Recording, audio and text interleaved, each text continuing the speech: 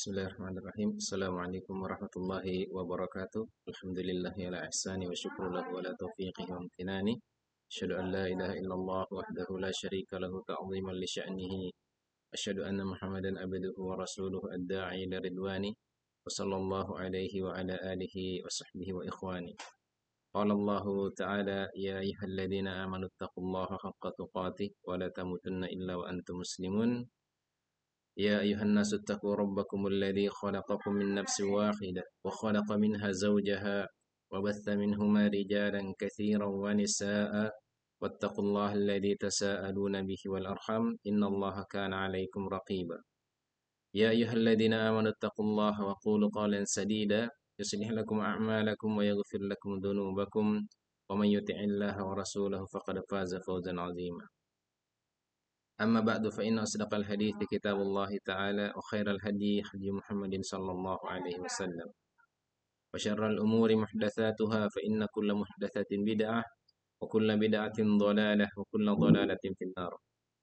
Alhamdulillah, pada kesempatan pertama ini kita akan membahas salah satu kitab yang dikarang oleh Muhyiddin Yahya bin Sharaf Nawawi, yakni salah satu kitabnya yang terkenal yakni Hadis Arba'in An-Nawawi. Tanpa berpanjang lebar, kita akan membahas hadis pertama, dan hadis Arba'in ini terdiri dari 42 hadis. Dan pertemuan kali ini kita akan membahas hadis pertama, yakni hadis tentang niat. Kita bacakan hadisnya. An Amiril Mu'minina Abi Hafsin Umar bin Al-Khattabi radhiyallahu anhu qala sami'tu Rasulullah sallallahu alaihi wasallam yaqulu innamal a'malu binniyati wa innama likulli imri'in ma nawa. Faman kanat hijratuhu ila Allah wa rasulih fahijratuhu ila Allah wa rasulih.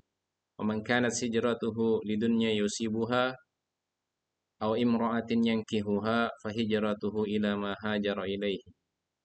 Rawahul Imam al-Muhadditsina Abu Abdillah Muhammad bin Ismail bin Ibrahim bin Mughirah bin Bardizbah al-Bukhari wa Abu al-Husaini Muslim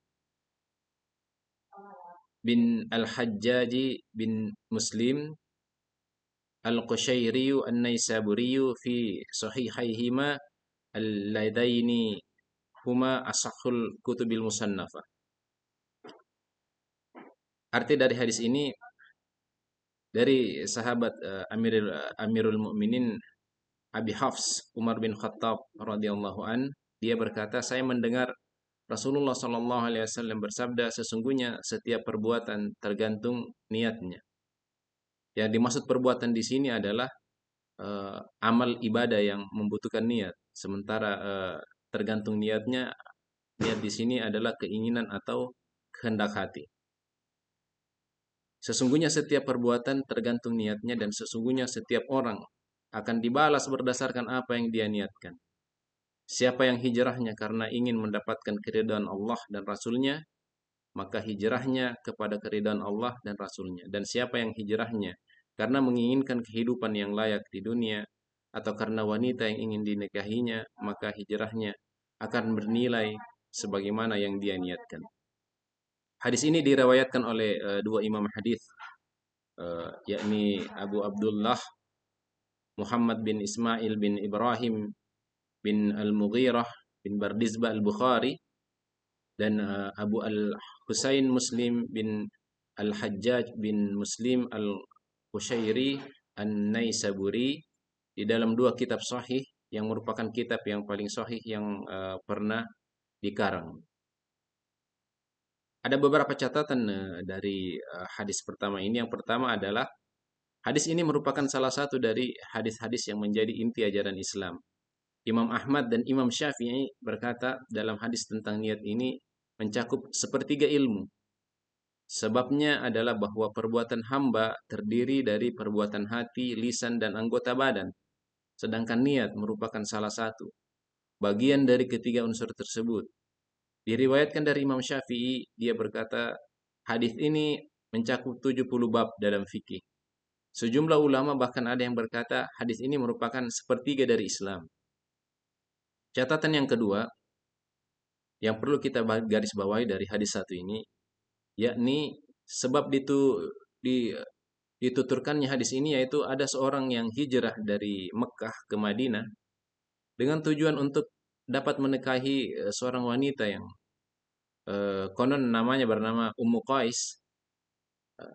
Jadi orang tersebut bukan untuk meraih pahala berhijrah karena Rasulnya, karena Allah Subhanahu wa taala.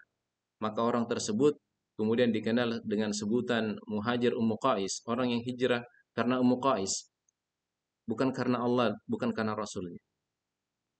Dari hadis tentang niat ini terdapat banyak kandungan hikmah berupa ilmu, yakni yang pertama, niat merupakan syarat layak atau diterimanya atau tidak diterimanya amal perbuatan. Dan amal ibadah tidak akan menghasilkan pahala kecuali berdasarkan niat karena Allah Subhanahu wa taala. Kemudian yang kedua, waktu pelaksanaan niat dilakukan pada awal ibadah dan tepatnya di hati. Sebagian muslim ada kemudian yang menempatkan niat itu dengan membacanya. Kan tetapi yang lebih rajih di kalangan para ulama, niat itu tempatnya di hati.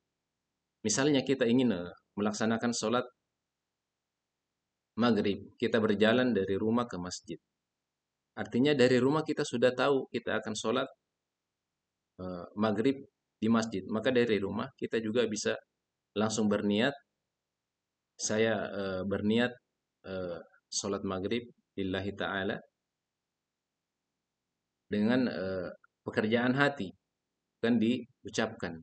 Maka dengan seperti itu, maka setiap langkah yang kita gerakan untuk menuju ke masjid akan meninggikan derajat kita dan mendapatkan pahala. Kemudian satu langkah berikutnya akan kemudian menghapuskan dosa-dosa kita, insya Allah. Kemudian kandungan hadis yang ketiga,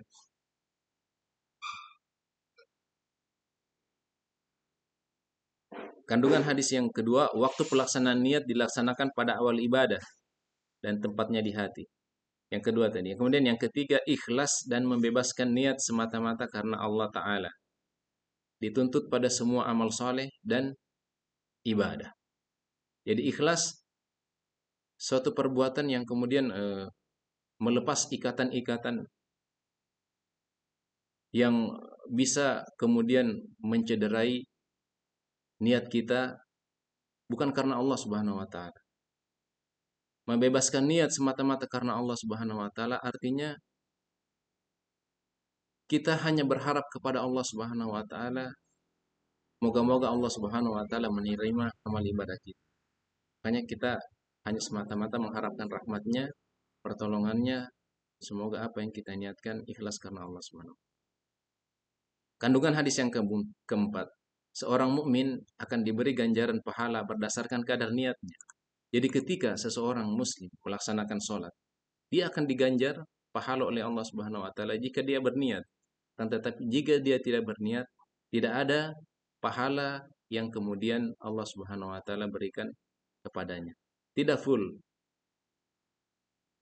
Yang kelima, semua perbuatan yang bermanfaat dan mubah atau perbuatan yang boleh dilakukan jika diiringi dengan niat karena mencari keridhaan Allah, maka dia akan beribadah, bernilai ibadah di sisi Allah Subhanahu wa taala. Sebagai contoh, kita menyingkirkan gangguan dari jalanan, sebelum kita menyingkirkan tersebut kita berniat karena Allah Subhanahu wa taala, maka itu juga bernilai pahala di sisi Allah Subhanahu wa taala.